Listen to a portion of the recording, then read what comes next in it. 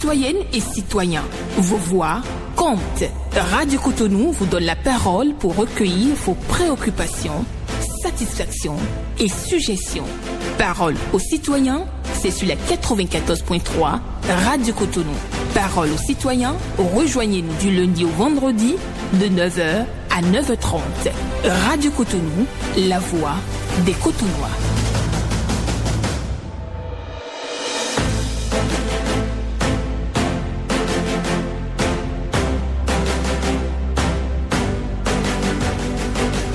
Parole aux citoyens.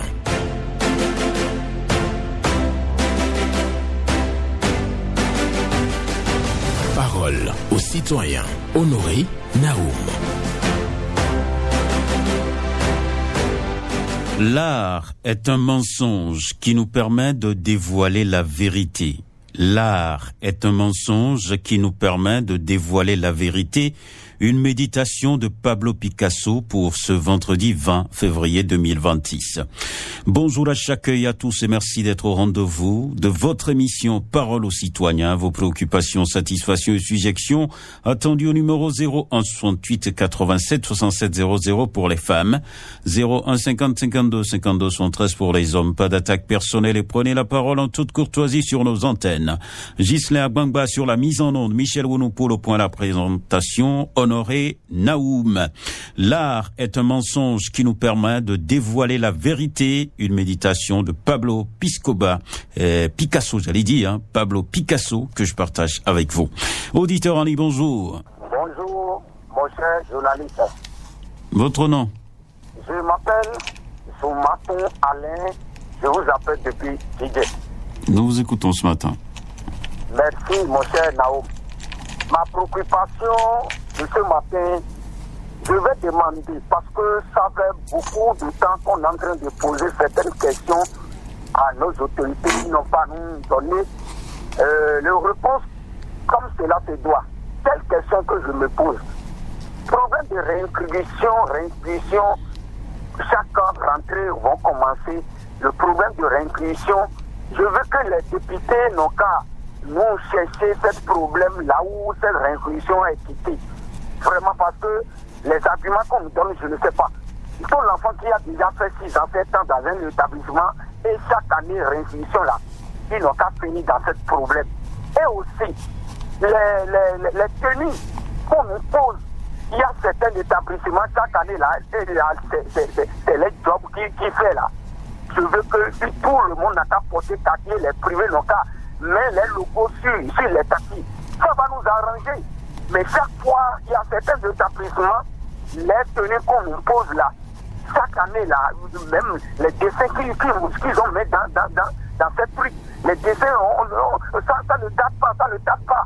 Je veux qu'ils n'ont qu'à finir dans ce problème là, ça va nous arranger.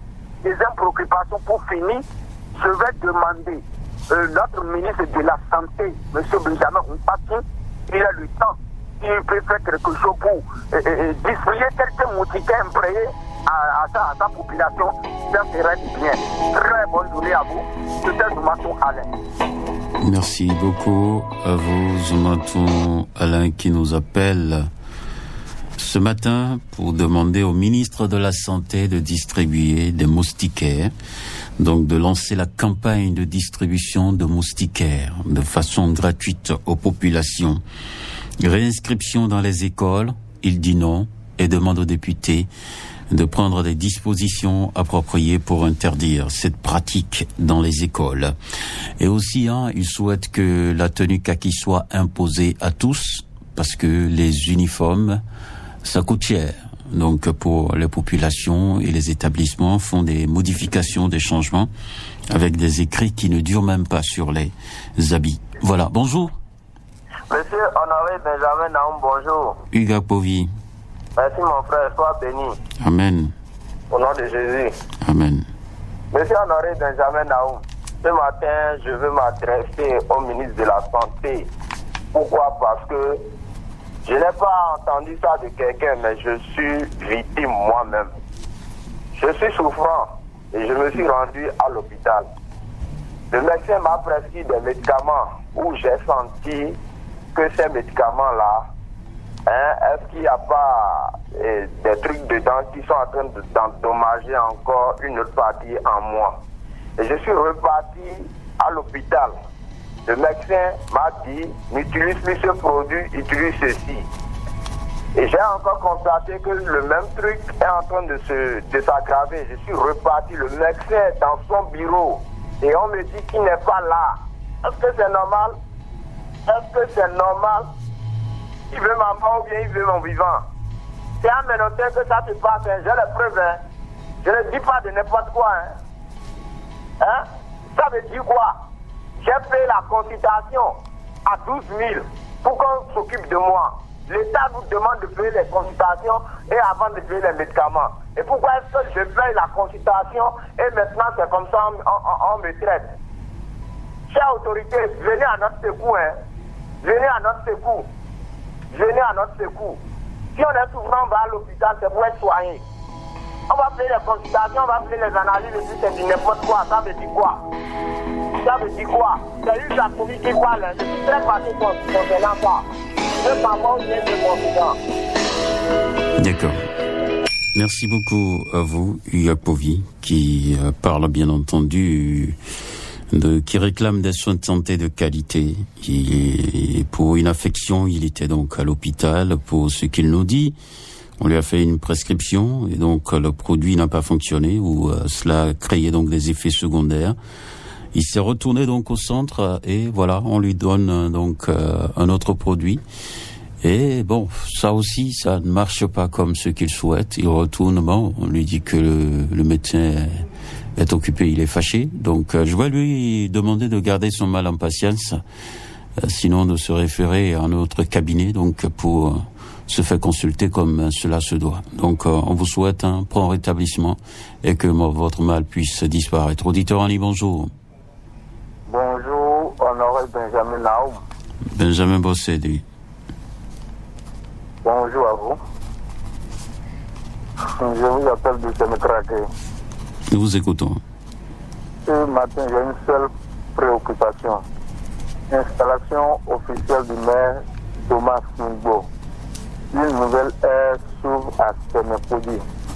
La commune de Sénépodi a officiellement tourné une nouvelle page de son histoire avec l'investiture de son maire Thomas Mingbo alias Selitoum à la tête de la 5e mandature. Dans une atmosphère solennelle et empreinte de foi, le premier responsable communal a fait un discours cohérent, lucide et résolument tourné vers l'action. Monsieur le maire, nous vous invitons très respectueusement, excusez-moi, son excellence, le maire Mingbo, à écouter sa population. Honoré Benjamin Naoum, c'était Benjamin Bossédé. Excusez-moi, à tout à l'heure. Merci à vous, Benjamin Bossédé, qui est venu ce matin pour parler de l'installation du nouveau maire de la commune de Sénépodi. Il a salué le discours de l'intéressé. Il demande à l'intéressé d'écouter sa population et bien entendu pour l'amélioration des conditions de vie et de ces populations. C'est ce qu'on peut donc souhaiter à la commune de Sénépodi, une commune qui a besoin d'investissement et donc il y a plusieurs auditeurs de la localité qui en parlent souvent sur nos antennes, des voies à réaliser, l'électrification à vraiment renforcé dans la localité. Il y a beaucoup de coupures de l'autre côté et il y a beaucoup de voies qui sont dégradées. Vous allez à Tchonvi, à Rolouyama et autres. C'est un défi pour les populations de circuler véritablement. Donc nous invitons effectivement le maire à se pencher sur ces questions-là pour le bonheur des populations de cette localité. Auditeur en ligne, bonjour. Bonjour, monsieur Honoré Benjamin Naoum. Eladji Ramanou Badamassi. Affirmatif. Nous vous écoutons. Monsieur Naoum, je parlais la dernière fois du recasement au Bénin, notamment dans la ville de Cotonou. Et je renchéris ce matin en disant que la capitale du Bénin ne peut pas encore contenir en son sein des localités non loties. J'en veux pour preuve la zone derrière l'église Saint-Cécile, qu'on appelle la Rwansori. Je ne comprends pas pourquoi cette zone, l'ouverture des voies pose problème dans cette localité depuis Malgré l'effort du maire avec les comités de lotissement et autres, ça n'a pas bougé. Je voudrais inviter le nouveau maire, le SE et le directeur des affaires domaniales à mettre les bouchées douces pour que le recasement soit complètement achevé à Cotonou d'ici la fin de 2026. Revenons rapidement à Calavi pour demander au tout nouveau maire, le jeune maire, de s'inspirer des erreurs de son prédécesseur pour pouvoir avancer rapidement dans la municipalité de Calavi. De se dire que Calavi est une localité très vaste et qu'il y a tellement de problèmes qu'on n'a pas de temps à perdre. Et tous les moyens sont bons pour pouvoir atteindre les objectifs. Je lui souhaite pleine réussite et que Allah le Tout-Puissant l'assiste, ainsi que vous, M. Honoré Benjamin Naou. Très bonne fin de semaine à vous. Merci. Et bon mois de carême à vous aussi.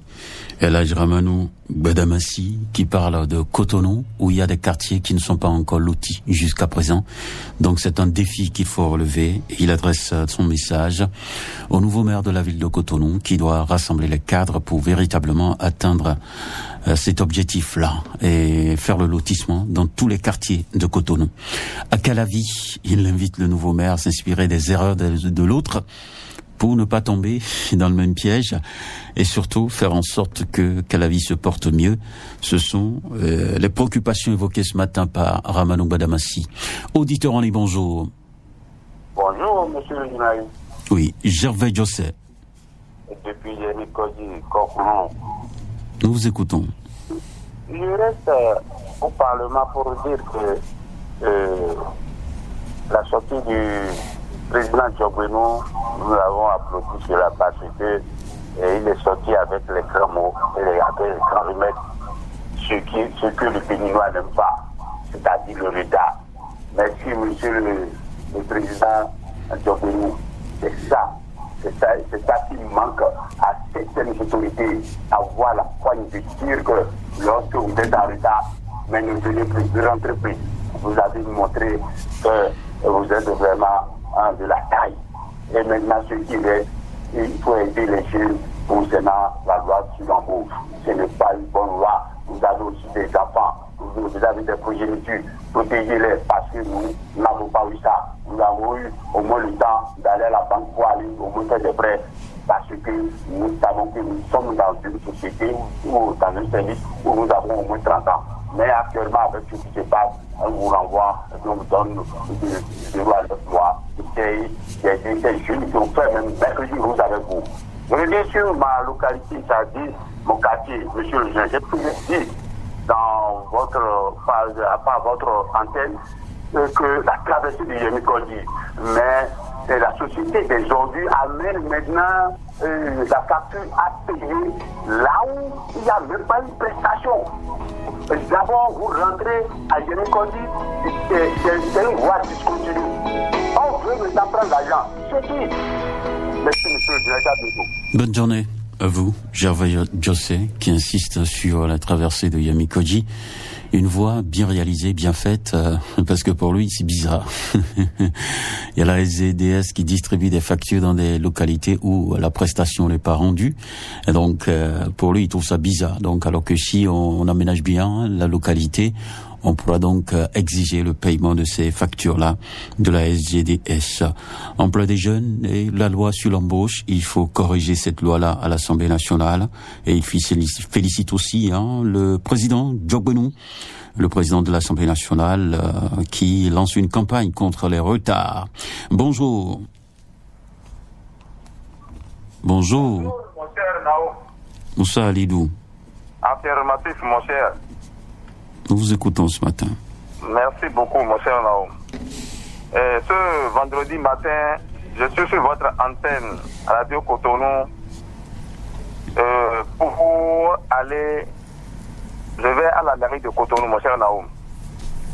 Ce que nous constatons aujourd'hui dans la ville de Cotonou, par rapport aux odeurs, dans certains endroits, vraiment, mon cher, ça ne va pas.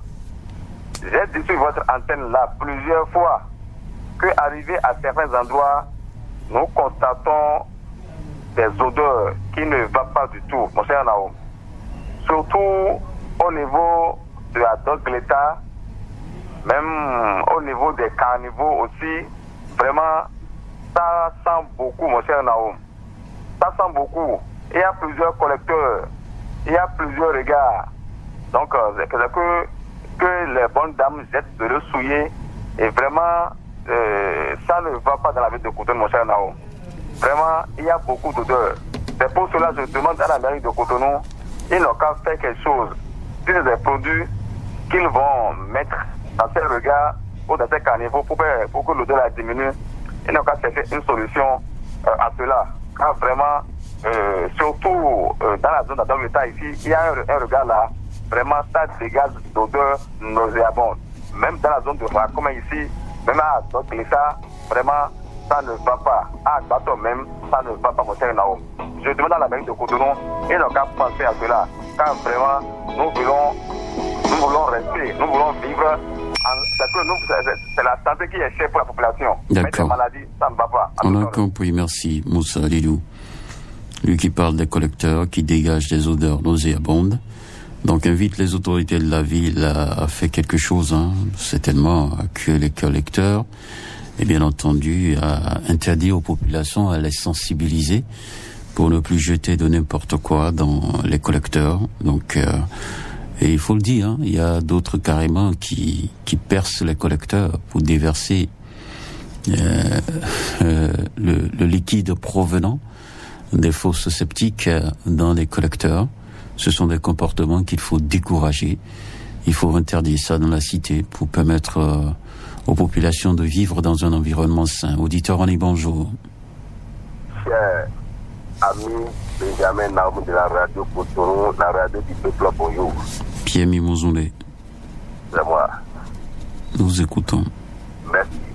Ce matin, moi je voudrais interpeller ce matin le président Abdoulaye Diakhané et le président Diogbenou. Pourquoi je les appelle? Nous voulons faire tout pour élire les nouveaux CA. Je vous en prie, élire les nouveaux CA pour qu'on nous, surtout nous les leaders d'opinion, nous trouvons du temps dans la zone. Il y a des gens qui nous demandent à quand élire les nouveaux CA. Je voulais leur permettre de faire tout pour élire les nouveaux CA. Parce qu'il y a certains qui est CA, celui-là est devenu député. À l'heure où nous sommes, celui-là se trouve dans des sièges, et qui n'est pas bien pour notre pays. Il se trouve toujours dans son arrondissement pour signer les papiers. Moi, je suis désolé de ce côté. Il n'a qu'à faire tout pour faire élire les nouveaux CA pour qu'on nous trouvions du temps dans les zones. Deuxième chose, je voudrais demander à toutes les populations, je vous en prie, vous qui n'avez pas fait tout pour faire immaculer vos motos là, je vous en prie, faites tout pour immaculer vos motos, pour permettre pour que les policiers va vous faire arrêter tous les jours que je mets. Tous les jours au PK18 là, comme j'ai dit PK18 spécial des motos, arrêter des gens, comme j'ai dit PK18 là. Tous les jours du matin au soir, mon population, je vous en prie, immaculez vos motos pour essayer. Je vous en prie,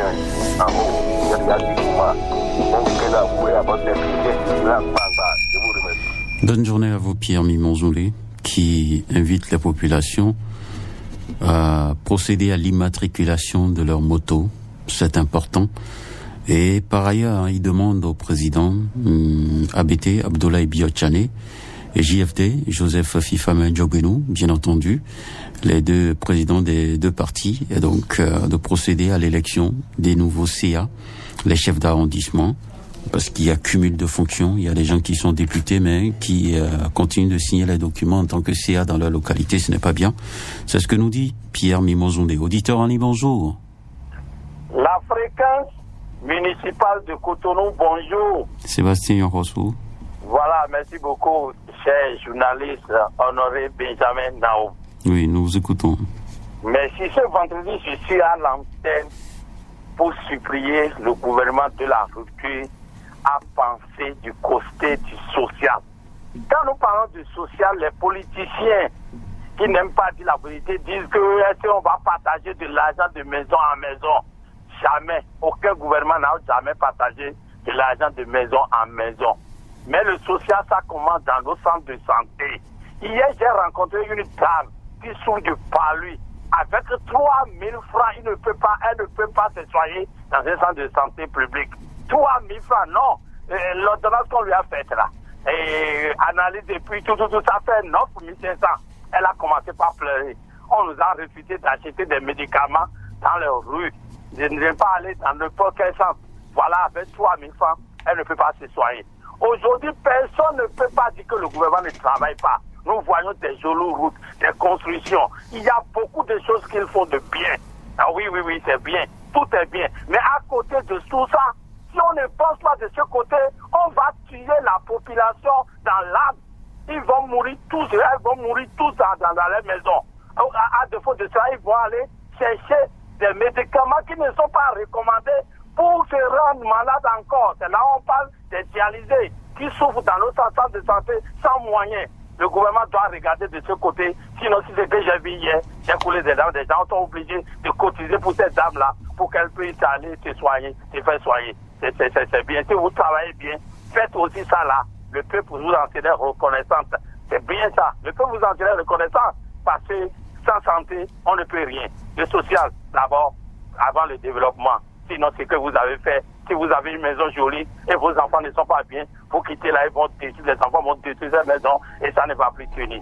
Sébastien Rosso, je suis bon vendredi à vous. Merci à vous, Sébastien Rosso, qui demande qu'on puisse donc engager des actions sociales, surtout dans les centres de santé, parce qu'elle est tombée sur une dame qui a au moins 3 000 francs en poche, mais qui n'a pas la capacité de se soigner. Et ce sont les gens qui l'ont aidé. Donc pour Sébastien Rosso, quelqu'un qui a 3 000 francs en poche et qui n'a pas la capacité de se soigner, c'est déjà un problème dans la cité, donc il faut penser au côté social. Voilà. On prend un autre pour poursuivre. Bonjour. Bonjour, monsieur le journaliste. Oui. Oussou Prosper, c'est ça? Affirmatif. Que Dieu vous garde. Nous vous écoutons. Voilà. Ma première préoccupation, rapidement, j'ai allé directement à la mairie de Cotonou. Et j'ai dit bienvenue à le nouveau maire qui est arrivé. Maintenant, nous crions sur votre antenne souvent que DID Carrefour ne fonctionne pas. Les faits éteints depuis. On est en train de dénoncer, les faits est toujours là. Donc je demande le maire nouveau qui est arrivé. Si on peut faire ça, on va dire bravo au nouveau maire. Et quittant là, rapidement, à Vodafone, il y a un gros tour, le correcteur ouvert là, on est en train de dénoncer depuis certains temps. C'est toujours ouvert et ça crée beaucoup d'accidents. Si on peut fermer ça, je vois que ça sera bon. Rapidement, troisième préoccupation, nouveau pont. C'est autorité totale. Si on peut éclairer nouveau pont, le maire de tout. Quelques fioritus sur la ligne, on l'a perdu donc au sous-Prosper et qui salue donc l'arrivée d'un nouveau maire qui doit donc régler les problèmes dans la cité, et il évoque que les feux tricolores qui sont au carrefour BIBE, c'est à réfectionner parce que les feux ne fonctionnent pas. Donc il parle également d'un collecteur ouvert au carrefour Vodafone. Nous sommes bien entendu là à Beidj-Romédé. Il voulait poursuivre sur un autre sujet, mais il a perdu la ligne. Nous allons poursuivre et prendre le dernier intervenant ce matin. Merci à chacun et à tous et gardez toute votre production d'écoute.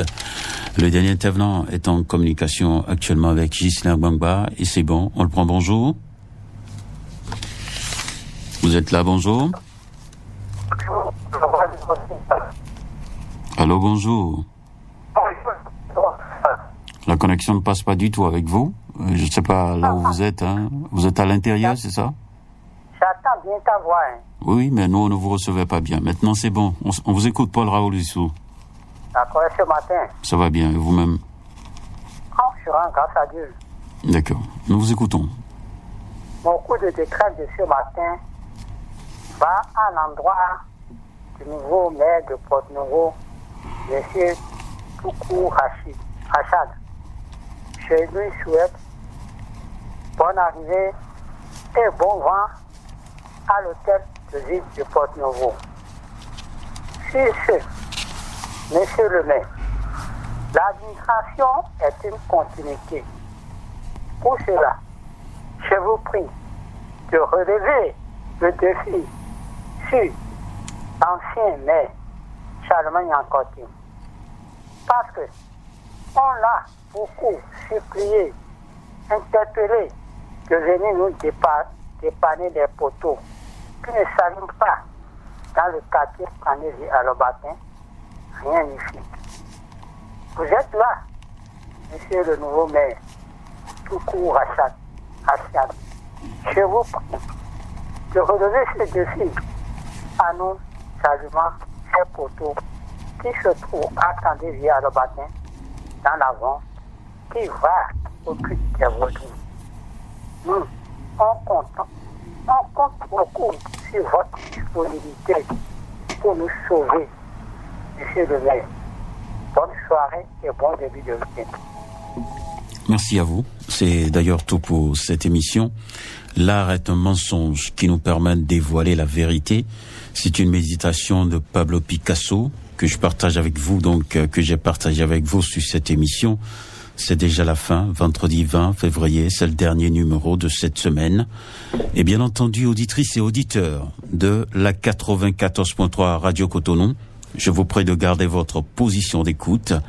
Dans les minutes qui vont suivre, on va vous permettre de suivre en direct la passation de charge à la mairie de Cotonou.